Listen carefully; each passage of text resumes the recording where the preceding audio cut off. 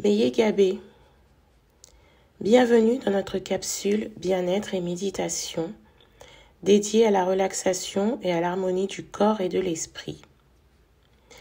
Ici, je vous invite à explorer les différentes facettes de la méditation, des techniques de respiration aux exercices de pleine conscience pour aider à cultiver la sérénité au quotidien.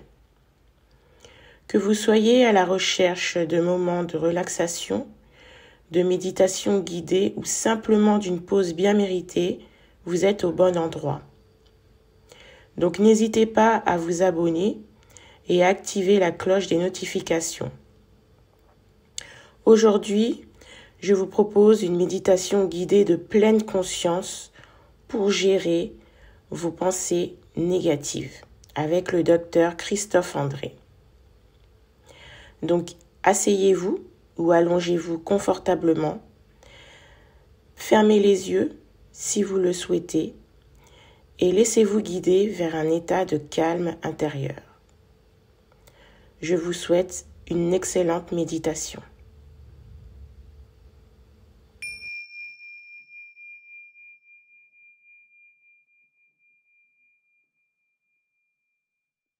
Pour travailler sur mes pensées, je vais d'abord me tourner vers tout le reste, ma respiration par exemple. Je prends un moment pour me connecter à mon souffle.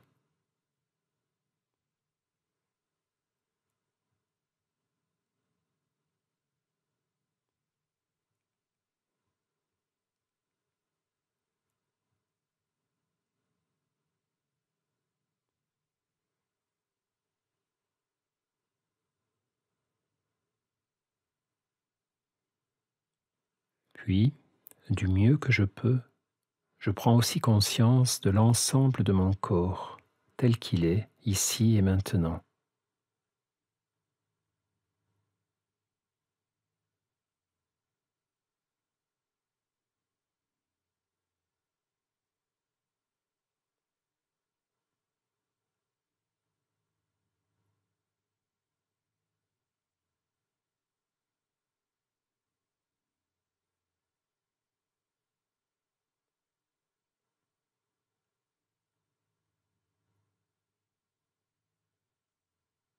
Et puis, tout doucement, je vais aussi accueillir à ma conscience tous les sons qui m'entourent.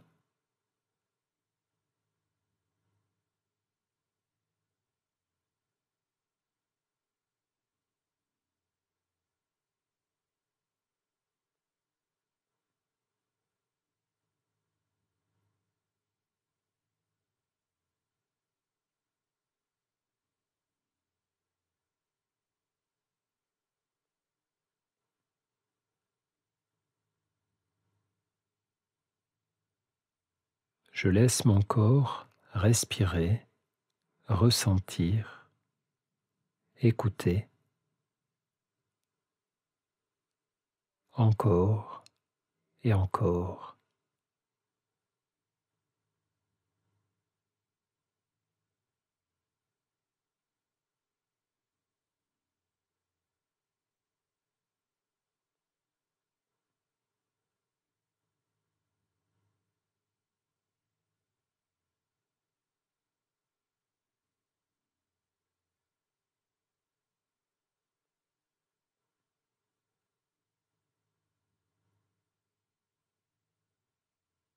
Et à un moment, inéluctablement, je partirai dans mes pensées.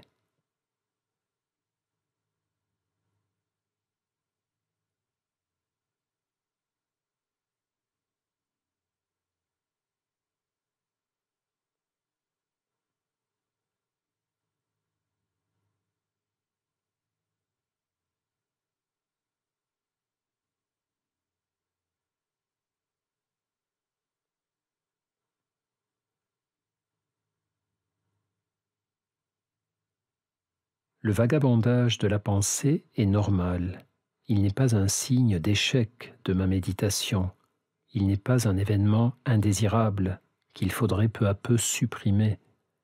Non, le vagabondage de la pensée, le bavardage de l'esprit, tout cela c'est un phénomène normal, normal et habituel, tellement habituel que je l'oublie, et que du coup, je fusionne avec mes pensées, je les confonds avec la réalité.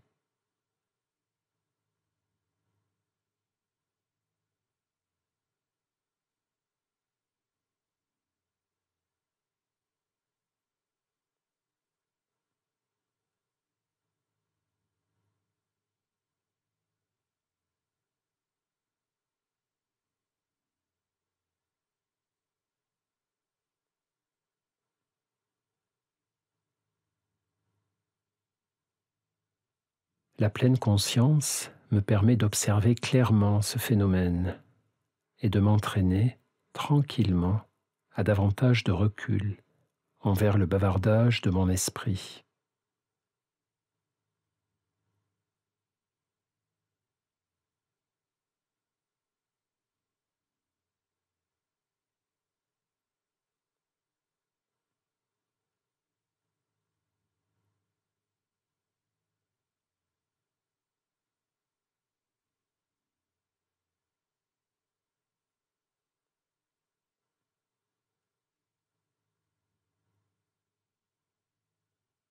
Alors, dès que je réalise que je suis parti ou reparti dans le mental, dès que je réalise que je ne suis plus centré sur l'instant présent, mais en train de planifier, de prévoir, de ruminer, de ressasser, d'imaginer, de juger,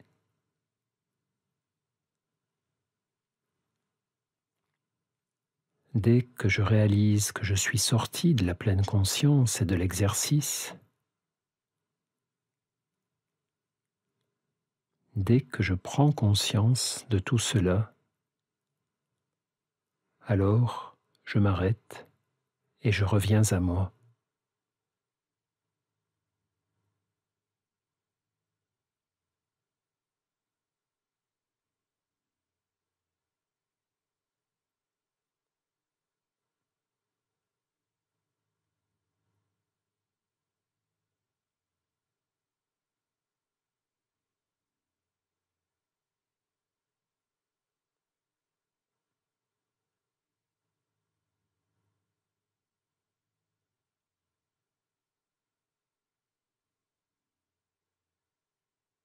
Le vagabondage de mon esprit n'est pas un problème. Il est une occasion de comprendre et de travailler.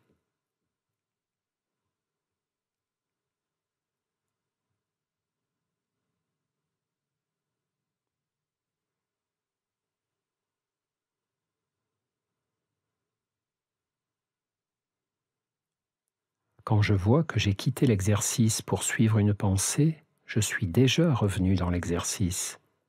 J'ai pris conscience que j'en étais sorti. Ce mouvement de distraction et de retour à la pratique est le meilleur des entraînements. Il est la base de la pleine conscience. Plus je médite, plus je le sais. Cette dispersion n'est pas un obstacle, mais un cadeau précieux, un rappel permanent de la manière dont fonctionne mon esprit.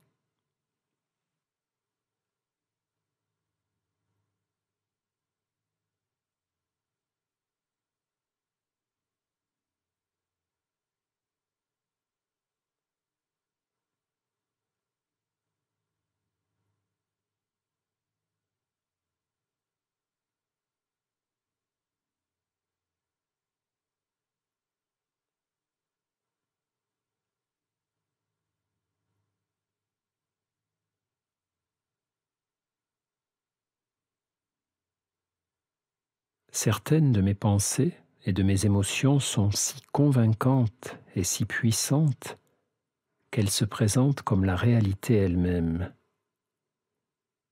Si une pensée me dit « je n'y arriverai pas », alors je réagis comme si c'était vrai, et mon corps, mon cœur réagissent comme si c'était vrai. Si une émotion d'angoisse ou de désespoir me submerge, Si j'ai le sentiment que c'est la catastrophe, alors je réagis comme si c'était vrai. Mon corps et mon cœur réagissent, là encore, comme si c'était vrai. Et cela me fait souffrir.